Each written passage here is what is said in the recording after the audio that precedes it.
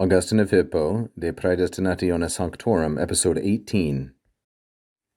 Tu convertens vivificabis nos, ut non solum ex nolenta fierdret volens credere, verdrem etiam ex persecutordre persecutionem in eis fidei, quam persequebatur defensione pateretur.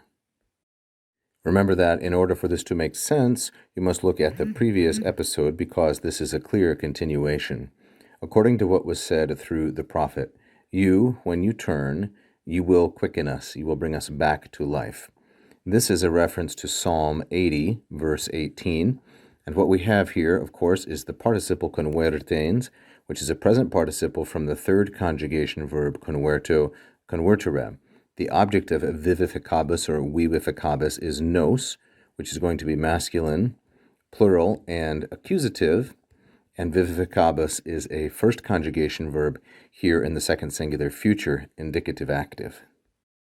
So then this is taken as a prophecy of the Apostle Paul, and Augustine continues, the result is not only non solum, from one who was unwilling did he become one who is willing to believe, volens credere, but also, verdrem etiam, from being a persecutor, ex persecutora, the persecution in defense of that faith, in defensione eis fidei, which he was persecuting, he suffered, pateretur.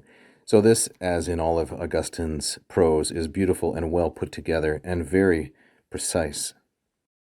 Notice, first of all, that this is a result clause. Ut could be either purpose or result, but notice that when we have the negative, it must be result. So ut non, and we have then two verbs, fieret and pateretur, and these are both imperfect subjunctives. They are third singular imperfect subjunctives. This one is active, and this one is passive because it's from the verb patior, which is deponent, it's third conjugation, patior, pati, it's a third conjugation verb. The result was that not only non solum did he become volens credere, someone willing to believe, ex nolenta, from someone who was unwilling, but also from being a persecutor, ex persecutordre, notice the parallelism, ex nolenta, ex persecutore, he endured or suffered pateretur, persecution itself.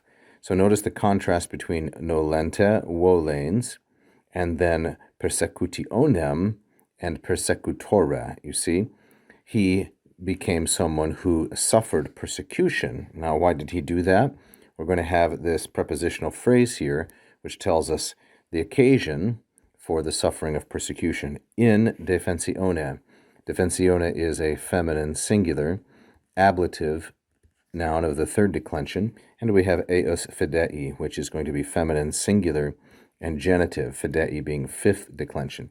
He endured pateretur, persecution, in defense, in defensione, of that faith, and now we have a relative clause, the antecedent of quam is fidei, and quam is itself the object of persequebatur. Now notice the extreme play on words here. We have three different forms of the same idea, persecutionem, persecutora, that's the first one, persecutionem is the second, and persequebatur. So this is what characterized Paul fully, but then by God's grace, he became someone who, turning, will bring them back to life, vivificabis nos. If you enjoyed that little video lesson, please go ahead and subscribe for us, click the bell, and so forth. Check out the other videos on this page, leave a comment, and please be sure to check out our Patreon page as well.